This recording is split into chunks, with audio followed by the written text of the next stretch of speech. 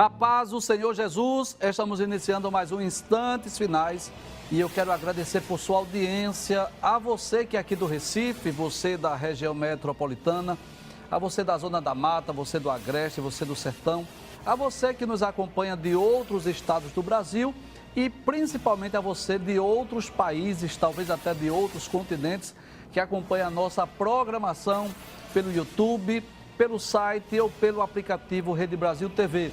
Que Deus te abençoe e que as bênçãos de Deus continuem sendo derramadas sobre você e sobre toda a sua família. Lembrando que você pode entrar em contato conosco através do WhatsApp do programa 994661010. E você sabe, não é só para você enviar a sua pergunta, você pode enviar também a sua mensagem, a sua crítica, a sua opinião, a sua sugestão para nós. E eu gostaria de lembrar mais uma vez o que você já sabe. A sua opinião é muito importante para nós. Se você é um telespectador assíduo dos Instantes Finais, se você está acompanhando esta sequência, nessa temporada sobre o livro do Apocalipse, você sabe que nós estamos estudando o capítulo 20, que fala exatamente sobre o juízo final. Na realidade, o capítulo 20 são 3 temas, né? Mas nós estamos de forma mais específica esta semana, estudando esse tema aí, o juízo final, que é o último dos julgamentos escatológicos e é conhecido como o julgamento do grande trono branco. Pode trazer a tela. Nos programas anteriores, nós já explicamos o versículo 11, porque o texto que trata sobre o juízo final é Apocalipse, capítulo 20, versículos 11 a 15. Então, nós já explicamos o versículo 11, demos início ao estudo do versículo 12 e demos uma pausa, porque no versículo 12 diz que serão abertos os livros. Então, no juízo final não será aberto apenas o livro da vida, mas os livros. E nós demos uma pausa, né, para explicar sobre os livros que serão abertos no juízo final. Vamos recapitular? Vamos relembrar aquilo que nós já vimos? Então, pode abrir a tela, por gentileza? Muito bem. Mais uma vez, eu gostaria de lembrar que não está explícito... Traz a tela, por favor, para eu explicar, né, bem aos nossos queridos telespectadores. Não está explícito no livro do Apocalipse o nome desses livros. Não está. Diz apenas que serão abertos os livros, lá no versículo de número 12. João diz: e vi os mortos, grandes e pequenos, que estavam diante do trono, e abriram-se os livros. Então, é trabalho do teólogo, né? Estudar, pesquisar e procurar explicar aquilo que não está explícito na Bíblia. Então, os teólogos enumeram aí pelo menos o nome de 7 livros que serão abertos nessa ocasião. Abra a tela mais uma vez. Nós já explicamos sobre o livro da natureza, que é, Deus vai deixar bem claro, né, através da criação, através da natureza, que embora que alguém nunca tenha ouvido falar do evangelho ou da lei, mas ele pelo menos pode conhecer que Deus existe através do livro da natureza. O Salmo 19 diz que os céus proclamam a glória de Deus e o firmamento anuncia a obra de suas mãos. Sem linguagem, sem fala, ouvem-se as suas vozes. Também explicamos sobre o livro da lei, onde os hebreus, né, principalmente aqueles que viveram na antiga aliança, no antigo pacto, serão julgados pela lei, pela forma que eles corresponderam à lei de Deus, se eles obedeceram, se eles guardaram os mandamentos. Explicamos também sobre o livro da memória, e deixamos bem claro aqui que naquele grande dia do trono branco, Deus trará à memória todas as oportunidades que o homem teve de conhecer a Deus. Quer seja através da natureza, quer seja através do livro da lei, quer seja através da consciência, quer seja através da mensagem do evangelho. Enfim, Deus trará à memória todas as oportunidades que os seres humanos tiveram. Explicamos também sobre o livro da consciência. Paulo diz lá em Romanos capítulo 2, versículos 14 a 16, que nós temos uma lei dentro de nós, escrita no coração, e que a consciência, né, acusa, defende, testifica dentro de nós. Então eu posso dizer, sem medo de errar, que dentro do próprio ser humano existe uma lei que está no seu coração. Isso é Paulo que diz lá em Romanos capítulo 2, versículos 14 a 16. Explicamos também sobre o livro do Evangelho, que é exatamente o livro que os homens que tiveram oportunidade de ouvir falar acerca de Cristo, a mensagem do Evangelho, Jesus veio ao mundo para morrer por nós, para dar a sua vida por nós. Falamos sobre isso no programa anterior, explicando, deixando bem claro que a principal missão de Jesus aqui na terra foi dar a sua vida por nós, foi a cruz do Calvário para dar a sua vida pelos pecadores. Hoje nós vamos comentar sobre mais 2 livros, que é o livro das obras e o livro da vida. Vamos iniciar falando sobre o livro das obras, né? Então é bom deixar isso bem claro, que a Bíblia nos mostra claramente que os homens não serão julgados apenas pela fé, mas também pelas suas obras. Ou seja, como é que os homens corresponderam à sua fé? Que tipo de obras a sua fé o conduziu ou levou a praticar? Deixa eu ser mais prático aqui. Vamos dar aqui alguns exemplos. O primeiro exemplo é o exemplo de um incrédulo que não crê na Bíblia, que não crê no céu, que não crê no inferno, que não crê no juízo final, por exemplo. Qual é a tendência natural dessa pessoa? É viver uma vida desregrada.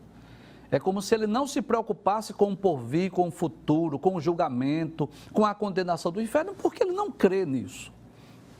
Vamos dar outro exemplo, é de alguém que crê na mensagem do Evangelho, que crê na Bíblia, que sabe que um dia vai prestar conta das suas obras, que procura agradar e servir a Deus no seu dia a dia. Então veja que são 2 exemplos diferentes.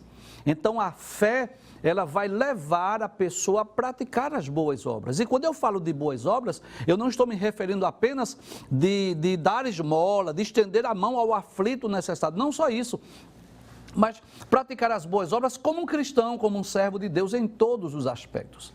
E a Bíblia está repleta de exemplos, de textos bíblicos que nos provam isso, que nos mostram claramente que nós, que os homens, os seres humanos em si, né, eles serão julgados não só pela sua fé, mas serão julgados também pelas suas obras. E eu posso até dizer crentes e não crentes, porque nos 3 julgamentos futuros, tanto no tribunal de Cristo, como no julgamento das nações, como no juízo final, haverá prestação de contas e os homens serão julgados, independente de crente ou não, também pelas suas obras. Vamos ler a Bíblia? Vamos conferir isso? Primeiro eu gostaria de citar Mateus, capítulo de número 16, o versículo de número 27. Vamos ver o que é que Jesus diz. São Mateus capítulo 16, versículo 27, diz assim: porque o Filho do Homem virá na glória de seu Pai, com os seus anjos, e então dará a cada um segundo as suas obras. Então aqui está se referindo à ocasião da vinda de Jesus em glória, na ocasião que Jesus vem para estabelecer o reino milenial. Então veja que as pessoas, isso está falando de forma mais específica do julgamento das nações. E Jesus irá julgar as pessoas que estiverem na terra de acordo com as suas obras. Ou seja, o que foi que a sua fé conduziu para que ele praticasse no seu dia a dia. O apóstolo Tiago, ele também escreveu acerca da necessidade de termos não apenas a fé, mas também termos obras. Abra a sua Bíblia, se você puder, se você dispõe de uma Bíblia, você pode conferir lá na Epístola Universal de Tiago, no capítulo de número 2, a partir do versículo 14, inclusive o tema, né, epígrafe, diz exatamente isso: a fé sem as obras para nada se aproveita. Então veja o que é que Tiago diz. Tiago diz assim: meus irmãos, que aproveita se alguém disser que tem fé e não tiver obras? Porventura a fé pode salvá-lo? O que é que Tiago está dizendo? Que a fé vai levar-nos a praticar as boas obras, a praticar ações. Que tipo de ação essa minha fé vai me levar a praticar? Versículo 15. E se o irmão ou a irmã estiverem nus e tiverem falta de mantimento cotidiano, e algum de vós lhe disser: ide em paz, aquentai-vos e fartai-vos, e lhes não derdes as coisas necessárias para o corpo, que proveito virá daí? Então, Tiago está dizendo aqui que a fé somente ela é morta, a fé ela impulsiona a praticarmos as boas obras. Versículo 17. Assim também a fé, se não tiver as obras, é morta em si mesma. Mas dirá alguém: tens tu a fé e eu tenho as obras. Mostra-me a tua fé sem as tuas obras e eu te mostrarei a minha fé pelas minhas obras. Veja que fé e obras estão aí ligados, estão juntos. A fé nos conduzirá a praticar boas obras. Inclusive é bom lembrar que algumas pessoas erroneamente ou equivocadamente, às vezes interpretam mal esse texto, pensando que Tiago está desfazendo do ensino de Paulo. Porque Paulo diz em Efésios capítulo 2, pela graça sois salvos por meio da fé, isso não vem de vós, é dom de Deus, não vem das obras para que ninguém se glorie. E alguém equivocadamente pensa que Tiago está contradizendo o ensino de Paulo, de forma alguma. A questão é que Paulo está falando para um grupo de pessoas e Tiago está falando para outro. Paulo está falando para aquele grupo de pessoas que quer ser salvo pelas obras. Aí Paulo deixa bem claro, as obras não salvam, nós somos salvos pela fé. Tiago está explicando, está escrevendo para outro grupo de pessoas. Aqueles que pelo fato de terem fé, acham que não é necessário praticar as boas obras. Então, Tiago está deixando bem claro aqui que além da fé, como falou o apóstolo Paulo, que é fundamental e indispensável para a salvação, nós precisamos, como resultado da fé, praticarmos as boas obras. Então, nós não seremos salvos pelas obras, nós somos salvos pela fé. Mas a partir do momento que nós cremos em Cristo, nós passamos a praticar as boas obras. Mas eu não concluí ainda o ensino de Tiago, porque ele vai deixar para nós dois exemplos bíblicos maravilhosos que eu quero citar aqui. Aí ele diz aqui no versículo de número 19, tu crês que há um só Deus? Fazes bem. Também os demônios creem e estremecem. Mas, ó homem vão, queres tu saber que a fé sem as obras é morta? Aí ele diz, então ele vai citar dois exemplos. O primeiro é o exemplo de Abraão. Ele diz, porventura Abraão, nosso pai, não foi justificado pelas obras, quando ofereceu sobre o altar o seu filho Isaque? Então, Abraão creu que Deus era poderoso para ressuscitar o seu filho, mas ele praticou aquela obra. Ele foi com o intuito de imolar, de sacrificar o seu filho Isaque. Veja que a sua fé em Deus o levou a praticar uma boa obra, ou seja, oferecer seu filho Isaque como Deus havia pedido. Aí ele diz, bem vês que a fé cooperou com as suas obras, e que pelas obras a fé foi aperfeiçoada. E cumpriu a escritura que diz, e creu Abraão em Deus, e foi isso imputado como justiça, e foi chamado amigo de Deus. Aí ele diz, vede então que o homem é justificado pelas obras, e não somente pela fé. Então a fé nos impulsiona a praticar boas obras. Aí ele vai dar o outro exemplo que eu falei, o exemplo da prostituta Raabe, versículo 25, ele diz, de igual modo Raabe, a meretriz, não foi também justificada pelas obras? Quando recolheu os emissários e os despediu por outro caminho? Você conhece a história de Raabe, que está lá no livro de Josué, aquela prostituta que morava em Jericó, que sabia muito bem que os israelitas iriam invadir a cidade, queria destruir a cidade, destruir os moradores. E o que foi que ela fez? Ela acolheu os espias, escondeu aqueles dois homens e depois mandou que eles fossem por outro caminho. Então observe que a fé nos impulsiona a praticar as boas obras. Então, no dia do julgamento, nós seremos julgados não só pela fé em Cristo, mas também pelas obras. E claro, os ímpios, os incrédulos, os pecadores, aqueles que não foram salvos, aqueles que estiverem diante de Cristo no dia do juízo final, do julgamento do grande trono branco, serão julgados pelas suas obras. O que significa dizer que todas as obras dos homens, elas estão diante de Deus. Deus está ciente, Deus vai trazer a lembrança, Deus vai trazer a memória todas as obras que os homens fizeram. O apóstolo Pedro também, ele faz menção às obras que serão julgadas naquele grande dia. Na primeira epístola de Pedro, capítulo 1, versículo 17, Pedro diz assim, e se invocais por Pai aquele que sem acepção de pessoas julga segundo a obra de cada um. É por isso que nós cremos que o livro das obras será aberto naquele dia. Pedro deixa bem claro, julga segundo a obra de cada um. Então os homens serão julgados pelas suas obras. Há vários textos bíblicos lá também no livro do Apocalipse. Eu estou citando primeiro as referências bíblicas e depois nós vamos exemplificar.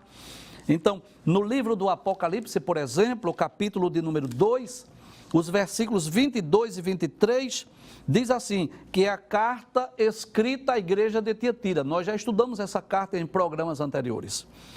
Apocalipse capítulo 2, versículos 22 e 23 diz, eis que a porei numa cama. Isso é aquela mulher por nome de Jezabel, não é uma profetisa que havia lá na igreja de Tiatira, ou melhor, uma mulher que se dizia profetisa. Aí Cristo está dizendo aqui, eis que a porei numa cama e sobre os que adulteram com ela virá grande tribulação, se não se arrependerem das suas obras. E ferirei de morte a seus filhos e todas as igrejas saberão que eu sou aquele que sonda as mentes e os corações. E darei a cada um de vós segundo as suas obras. Que coisa interessante. É Jesus dizendo que vai retribuir, que vai recompensar segundo as obras. Ainda no livro do Apocalipse, no capítulo de número 14, versículo de número 13, eu estou lendo essas referências, explicando com detalhes para que nós possamos entender essa verdade, esse princípio, que nós seremos julgados não só pela fé, mas também pelas obras.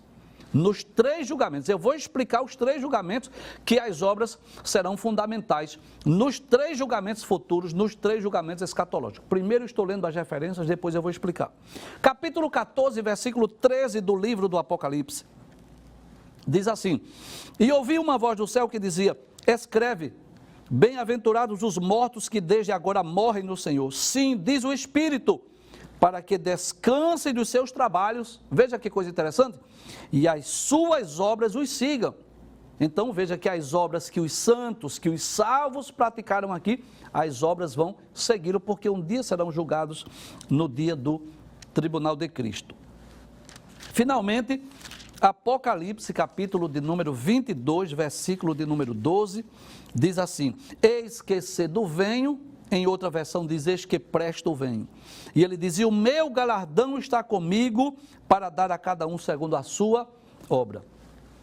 Então, como nós entendemos que os homens, no dia do julgamento, quer seja o tribunal de Cristo, quer seja o julgamento das nações, ou quer seja o juízo final, que é este julgamento que nós estamos estudando, todos serão julgados não só pela sua fé, mas pelas suas obras. Vamos iniciar falando do tribunal de Cristo, onde na ocasião do retorno, da vinda de Cristo, se for possível, eu gostaria de que colocasse aquela imagem dos eventos escatológicos, para eu explicar melhor no mapa escatológico, para ficar mais compreensível. Mas enquanto procura, eu vou explicando sobre o tribunal de Cristo. Então, aqui na terra, nós fomos salvos, nós tivemos o privilégio de termos um encontro com Cristo, e Cristo confiou a nós dons, talentos, vocações, chamou a cada um de nós para trabalhos específicos na sua casa.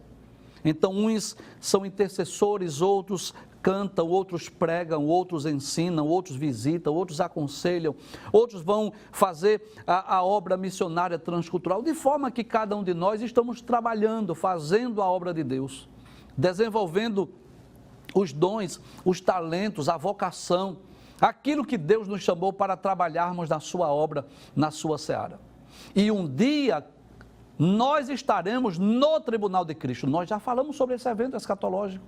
Após o arrebatamento da igreja, nós estaremos prestando conta de quê? Das nossas obras, daquilo que fizemos em prol do Evangelho, daquilo que fizemos em prol do reino de Deus. Paulo deixa isso bem claro nas suas epístolas, e Jesus disse isso, eis que cedo venho, Apocalipse capítulo 22, versículo 12, e o meu galardão está comigo para dar a cada um segundo a sua obra. E cremos aqui que esse texto, de forma mais específica, está falando exatamente do tribunal de Cristo.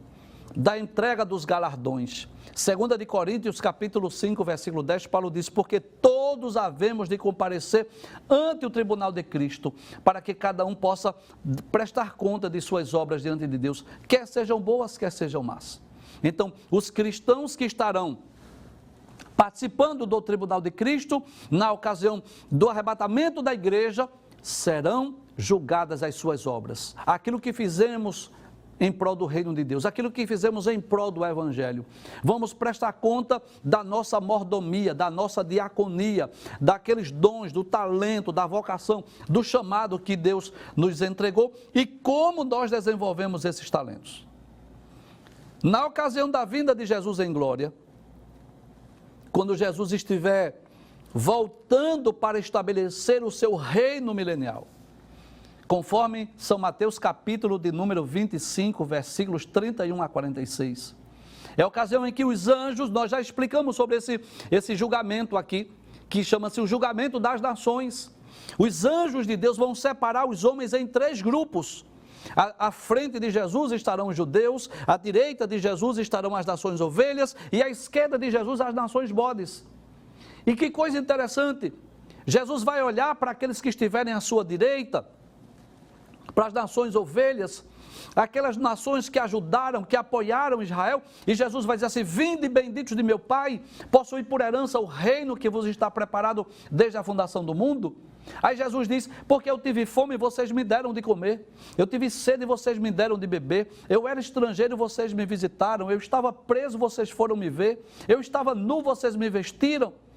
E aí eles vão perguntar: quando é que nós te vimos com fome, ou com sede, ou com frio, ou doente, ou nu, e nós te acolhemos? Aí Jesus vai dizer: quando vocês fizeram a um desses pequeninos. Ou seja, aquelas nações que durante o período da grande tribulação ouvirão a mensagem do evangelho do reino, que terão conhecimento que Jesus vai voltar para reinar na terra durante 1000 anos, esta fé, essa crença que Jesus vai voltar, vai impulsionar para que eles façam o quê? Eles ajudem, socorram o povo judeu. Mas Jesus dirá também aos que estiverem à sua esquerda: apartai-vos de mim, malditos, para o fogo eterno, separado para o diabo e seus anjos, porque eu tive fome e vocês não me deram de comer, eu tive sede e vocês não me deram de beber, eu era estrangeiro e vocês não me visitaram, eu estava na prisão, vocês não foram me ver, eu estava nu, vocês não me vestiram. E eles vão perguntar: Senhor, quando é que nós te vimos com fome, com sede, com frio, ou preso, ou enfermo, e não te socorremos? Aí Jesus vai dizer: quando vocês deixaram de fazer a um desses pequeninos. Então veja que também no julgamento das nações vivas, esse julgamento que ocorrerá na ocasião da vinda de Jesus em glória, os homens serão julgados também pelas suas obras. Mas o julgamento que nós estamos explicando esta semana, você sabe disso, é exatamente o juízo final. O juízo do grande trono branco. E o que é que diz a Bíblia Sagrada? Apocalipse capítulo 20, versículo de número 12. Mostra essa tela, por gentileza. Apocalipse capítulo 20, versículo 12. E vi os mortos, grandes e pequenos, que estavam diante do trono, e abriram-se os livros, e abriu-se outro livro que é o da vida. E os mortos foram julgados pelas coisas que estavam escritas nos livros, segundo as suas obras. Deixa essa tela aí, por gentileza, por favor. Observe que coisa interessante. João disse que abriram-se os livros e diz que os mortos foram julgados pelas coisas que estavam escritas nos livros, ou seja, no livro da natureza, o livro da consciência, o livro da lei, o livro do evangelho. Aí diz, segundo as suas obras. Pode trazer a tela. Então nós cremos nisso, que naquele dia onde os homens estarão diante daquele trono branco, mostra mais uma vez a tela inicial que mostra essa grandeza do trono, muito bem, ali estarão os homens, ali estarão as pessoas diante do trono, e Deus trará a memória de cada pessoa, de cada cidadão, de cada ser humano. Deus trará a memória de todas as suas obras, tudo o que eles fizeram, tudo aquilo que eles fizeram, que eles conheciam a lei de Deus, que eles sabiam que era correto e eles agiram errado. Posso dizer que nessa ocasião, estarão as pessoas que cometeram crimes contra a humanidade. E eu não estou me referindo, pode trazer a tela por favor, só a assassinatos, não só a pessoas que fizeram mal, que cometeram crimes bárbaros, mas a pessoas que num período como esse que nós estamos vivendo, por exemplo, um período de pandemia, onde infelizmente aqui na nossa nação e em muitos países, muitos governadores, muitas pessoas tiraram proveito, comprando equipamentos superfaturados, fazendo hospitais de campanhas, muitas vezes, sem que houvesse o uso desses hospitais, simplesmente para desvio de verbas. O governo federal liberou as verbas para os estados e, infelizmente, é a mídia que diz isso. Muitos dos governadores desviaram essas verbas para enriquecimento ilícito. As pessoas morrendo nos hospitais por falta de oxigênio, exatamente por conta de fraude, por conta de desvios de verbas. E essas pessoas estarão prestando conta das suas obras. Os vereadores, os prefeitos, governadores, os ministros, os presidentes da República, que muitas vezes desviaram as verbas do governo, são os responsáveis pela miséria que existe no Brasil e no mundo. Essas pessoas estarão diante do juízo final, diante do trono, e Deus trará à memória todos os documentos que eles assinaram para enriquecimento ilícito, todos os desvios de verbas. Essa é a verdade. Serão abertos os livros das obras e os homens estarão prestando conta das suas obras diante de Deus. Mas voltando ao versículo de número 12, volta mais uma vez ao versículo 12. Aí diz: e vi os mortos, grandes e pequenos, que estavam diante do trono, e abriram-se os livros, e abriu-se outro livro, que é o da vida. Então observe que coisa interessante.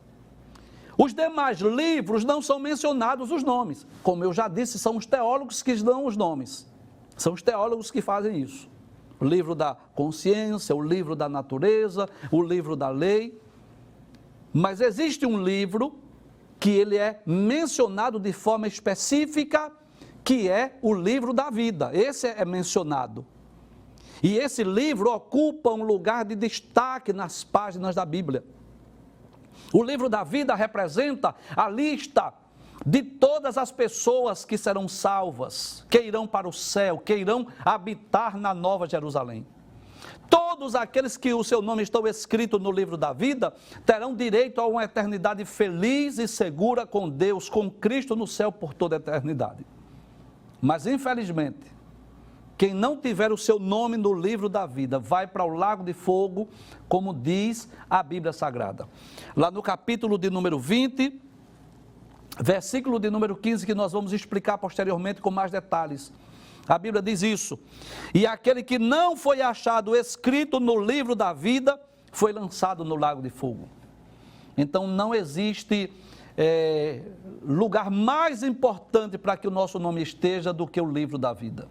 E para ter o nome no livro da vida, o que é preciso fazer para que o seu nome esteja escrito, para que você seja poupado naquele dia do grande trono branco, para que você não seja lançado lá no lago de fogo? É preciso crer no Evangelho, crer em Cristo, se arrepender dos pecados, se converter dos seus maus caminhos e perseverar em seguir Jesus até o fim. Nós vamos observar que existem vários textos bíblicos que mencionam, que faz menção desse livro. Como Deus é onisciente, permita dizer isso, trazer essa explicação. Não podemos dizer ao certo que esse livro seja literal. Deus não precisa de consultar livros, mas pelo menos essa ideia está muito clara nas páginas da Bíblia, desde os tempos do Antigo Testamento. É como se Deus colocasse essa verdade, fosse implantada no coração das pessoas, para entenderem: eu preciso que o meu nome esteja escrito nesse livro, ou eu não posso fazer com que o meu nome seja apagado deste livro. E nós vamos ver vários exemplos. Por exemplo, no livro do Êxodo, capítulo 32, versículos 32 e 33, você conhece a história, mas deixa eu relembrar. É a ocasião em que Moisés subiu o monte para falar com Deus. Deus estava dando a lei a Moisés, e lá embaixo, como Moisés demorou 40 dias para descer do monte, Arão cedeu à pressão do povo e construiu bezerros de ouro para que eles fizessem uma festa pagã idólatra. E quando Moisés desce do monte, estava lá o povo numa festa idólatra, numa festa pagã, adorando bezerros de ouro.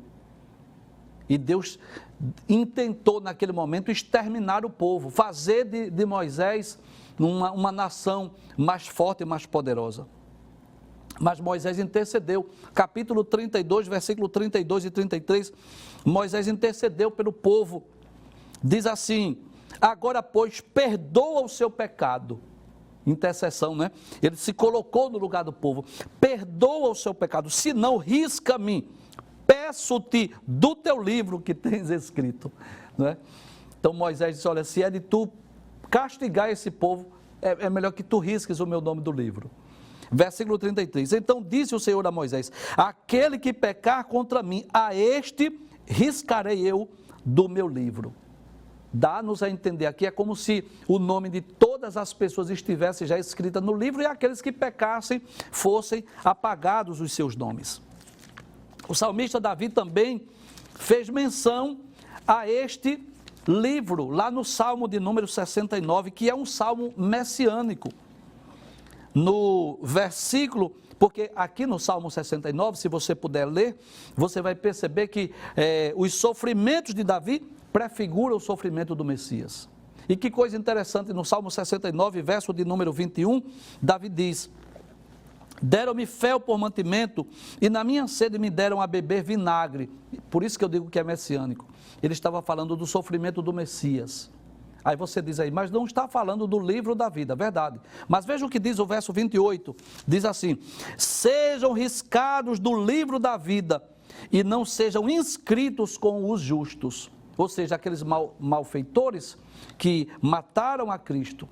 É assim que o salmista está dizendo, que sejam riscados do livro da vida.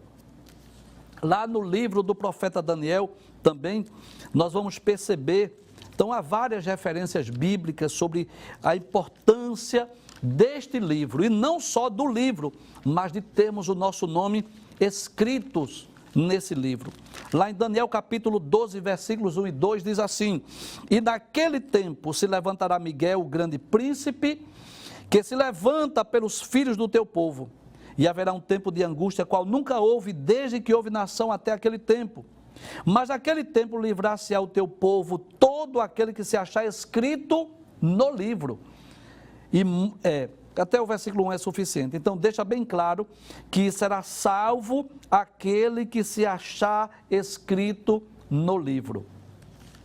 Há uma passagem muito interessante também nas páginas do Novo Testamento, que é a ocasião em que Jesus enviou 70 homens para pregar o Evangelho. Enviou os 12, depois enviou outros 70. Está lá no capítulo 10 do Evangelho escrito por Lucas. E eles voltaram alegres, porque na autoridade do nome de Jesus, até os demônios se sujeitavam a eles. E Jesus disse que eles deveriam se alegrar não por isso, mas porque os seus nomes estavam escritos no céu. São Lucas capítulo 10, versículos 17 a 20, diz assim: e voltaram os 70 com alegria, dizendo: Senhor, pelo teu nome até os demônios se sujeitam. E disse-lhes: eu via Satanás como um raio cair do céu. Eis que vos dou o poder para pisar serpentes e escorpiões e toda a força do inferno, e nada vos fará dano algum. Mas não vos alegreis, porque se vos sujeitam os espíritos. É como se Jesus dissesse: a sua alegria maior não é porque os demônios estão sendo expulsos na autoridade do meu nome. Aí Jesus diz: alegrai-vos antes, por estar o vosso nome escrito nos céus. Há no livro do Apocalipse várias referências a esta promessa, esta bendita promessa para os salvos. Apocalipse, por exemplo, capítulo 3, versículo 5, diz assim: o que vencer será vestido de vestes brancas, e de maneira nenhuma riscarei o seu nome do livro da vida. e poderia ler ainda capítulo 13, versículo 8, ou capítulo 21 e versículo 27 do livro do Apocalipse. Eu quero concluir lendo esse texto. Capítulo 21, versículo de número 27, diz: e não entrará nela onde? Na Nova Jerusalém, coisa alguma que contamine e cometa abominação e mentira, mas só os que estão inscritos no livro da vida do Cordeiro. E dentre tantos personagens, dentre tantas pessoas que nós poderíamos citar, que tem o seu nome lá no livro da vida, eu gostaria de citar um que nós mencionamos recentemente em um dos programas, que é um mendigo, um pobre, que vivia enfermo, cheio de chagas, chamado Lázaro. A sua história está lá no Evangelho, escrito por Lucas, capítulo 16, versículo 19 a 31. Aquele homem era paupérrimo, tão pobre que vivia comendo das migalhas que caíam da mesa de pessoas ricas. Mas não só isso, aquele homem, além de ser pobre, aquele homem vivia chagado, cheio de chagas, uma doença, que vivia sofrendo, porque vivia cheio de chagas. Mas quando aquele homem morreu, que coisa interessante, diz a Bíblia que os anjos de Deus vieram e acompanharam para conduzir a sua alma, o seu espírito até o seio de Abraão. Então observe que aqui na terra aquele homem era pobre, aquele homem não tinha saúde, aquele homem vivia sofrendo, mas ele tinha o que é de mais importante. Ele tinha o seu nome escrito no livro da vida. Jesus disse: de que adianta o homem ganhar o mundo inteiro se ele perder a sua alma? Então aqui as pessoas lutam tanto em busca de posição, em busca de títulos, em busca, né, de bens materiais, e às vezes esquecem do mais importante. É claro que eu preciso entender isso, nós temos uma dupla cidadania. Nós precisamos entender isso. Nós somos cidadãos do céu, mas também somos cidadãos da terra. E como cidadão da terra, é dever nosso trabalhar, é dever nosso pensar no futuro, pensar no amanhã. Não há pecado nisso, não há pecado de trabalhar e de ter seus bens materiais, de pensar no futuro. Não, isso não é pecado. Mas desde que isso não venha nos levar a esquecer do mais precioso, do mais importante, que é o porvir, que é o futuro, que é o amanhã. Então, Jesus deixou bem claro: de que adianta se o homem ganhar o mundo inteiro se ele perder a sua alma?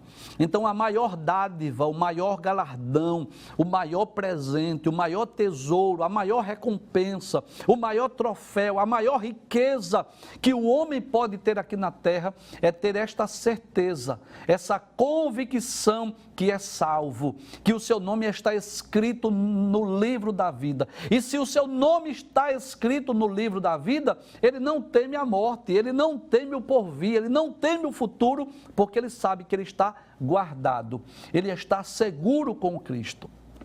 E se você ainda não é cristão, se você ainda não é evangélico, se você ainda não tem essa certeza de uma salvação, de uma vida eterna, eu quero te convidar para você receber Jesus como seu Salvador pessoal. Se arrependa dos seus pecados, se converta dos seus maus caminhos, entregue a sua vida a Jesus e Ele vai lhe garantir uma vida com abundância. E uma vida com abundância é isso, é não só uma vida futura, não só uma vida do porvir, mas uma vida de gozo, de alegria, já nesta era e principalmente no porvir. Então, quero concluir esta primeira parte do programa lembrando isso, que naquele dia, no grande dia do juízo, do julgamento final, do grande trono branco, serão abertos os livros, de acordo com a revelação que cada um recebeu. Então, o livro da natureza, o livro da lei, o livro das obras, o livro da consciência, o livro da memória, o livro das obras e o livro da vida. E de todos esses livros, o mais importante chama-se o livro da vida. E se você deseja que o seu nome esteja escrito neste livro, receba Jesus como seu Salvador pessoal.